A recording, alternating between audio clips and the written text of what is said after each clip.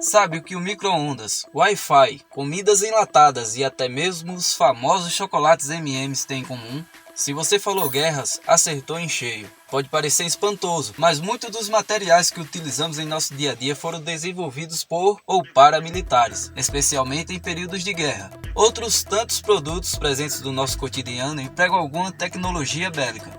Da faca ao chocolate, a presença da tecnologia desenvolvida por militares foi e é importante em nossas vidas. Mas hoje iremos falar de uma das maiores invenções do século XX, a internet. Ela se tornou tão necessária em nossas vidas que sem ela é como se voltássemos à idade das trevas. Mas afinal, quais foram os meios necessários para a criação da internet? Que mundo a internet criou e qual o impacto dessa correlação? Se você ficou curioso, fica conectado até o fim que iremos ao encontro dos alicerces que criaram essa evolução. E no final te garantimos que entenderá o panorama completo. Mas antes, deixa seu like e se inscreve no canal para mais conteúdos como esse. Agora chega de conversas e vamos pro vídeo.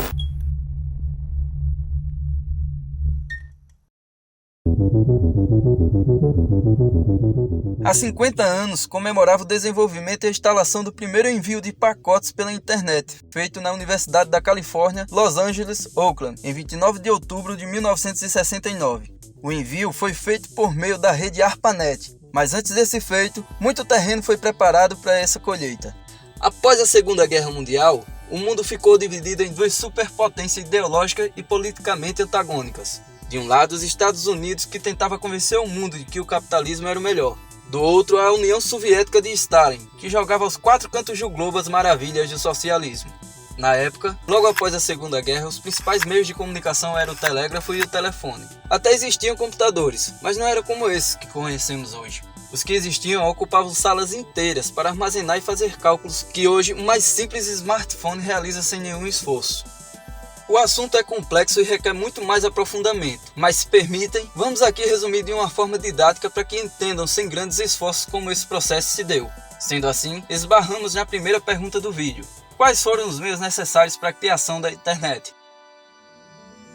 Em razão da Guerra Fria, dos embates cada vez mais quentes, se me permite o trocadilho, tanto em campos ideológicos, econômicos, políticos, militares e, é claro, tecnológico, os Estados Unidos estavam interessados em encontrar uma maneira de proteger suas informações, no caso de um ataque soviético. As inovações que decorreram desse desejo levaram ao que hoje é conhecido como internet. Em 1950, a internet como conhecemos hoje ainda engatinhava, e o que havia de concreto era apenas o conceito de uma rede ampla, capaz de conectar computadores de diferentes laboratórios de pesquisa. Os avanços recebiam constantes pressões do Departamento de Defesa dos Estados Unidos.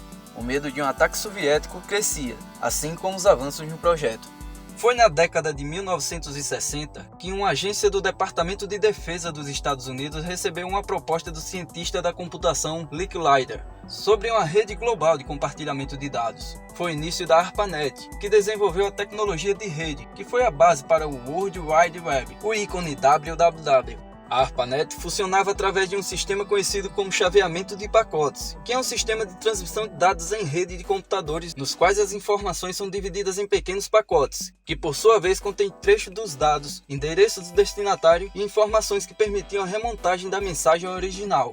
O ataque inimigo nunca aconteceu, mas o que o Departamento de Defesa dos Estados Unidos não sabia era que dava início ao maior fenômeno midiático do século XX. O único meio de comunicação que em apenas 4 anos conseguiria atingir cerca de 50 milhões de pessoas. Já na década de 1970, a tensão entre União Soviética e Estados Unidos diminuiu. As duas potências entram definitivamente naquilo que a história se encarregou de chamar de coexistência pacífica.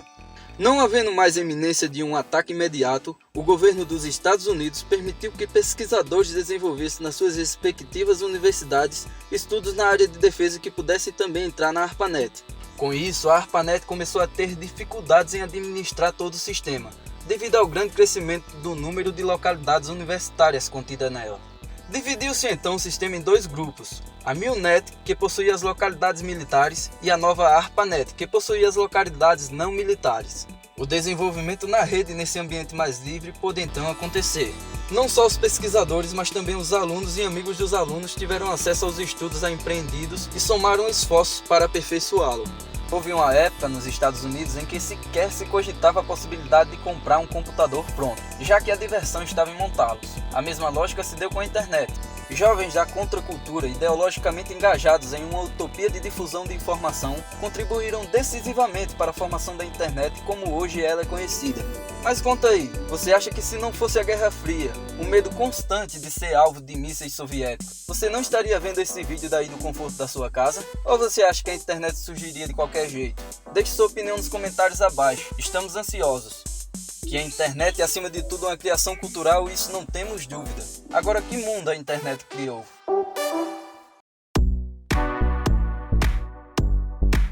Uma expressão que usamos com certa frequência no século XX dizia que uma edição dominical do jornal The New York Times continha muito mais informação do que uma pessoa de idade média poderia ter acesso em toda a sua vida.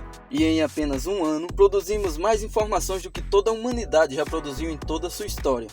Além de estreitar as relações interpessoais, fazendo as pessoas se conectarem de pontos distintos do globo, como chamadas de vídeo, por exemplo, a internet mudou a forma como negociamos, compramos e vendemos, alterando dinamicamente a relação entre oferta e demanda.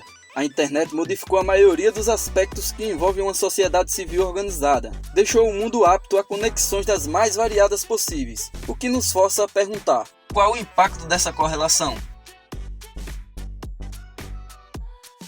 Sem sombra de dúvida, caminhamos para um cenário em que não é mais possível coexistir tranquilamente sem a presença da internet. Não por uma sociedade biológica, mas pela necessidade social cujos aspectos refletem fortemente nosso estilo de vida e sobrevivência. Aspectos que vão desde a educação à saúde. Mas se só em pensar nisso lhe apavora, adiantamos que fique tranquilo, pois a internet já é um caminho sem volta. E estamos ingressando em uma nova fase da internet, a 3.0. A Web 3.0 é a nova tendência mundial que afetará o modo como as pessoas se relacionam com a internet, bem como o impacto disso na sociedade moderna. Em um mundo regido pelas conexões em tempo integral, a evolução da rede mundial de computadores é fator crucial para a compreensão de como a tecnologia transformará as relações humanas. Especialistas apontam que a sociedade está em um momento de transição da Web 2.0, iniciada em meados dos anos 2000, para a Web 3.0. Primeiramente, é preciso ressaltar que não existe um conceito único de Web 3.0, afinal, trata-se de algo que ainda está em construção. Por outro lado, há alguns indícios que apontam possibilidades de como a internet se transformará. O que adiantamos é que a internet nunca foi tão necessária e ela está mudando, mas isso é assunto para outro vídeo. Esperamos que este vídeo tenha agregado valor suficiente para entender o panorama atual. Se você gostou do nosso conteúdo, se inscreve no canal para dar aquela força, nos ajuda muito. Bom, por esse vídeo é isso. Um forte abraço e até a próxima!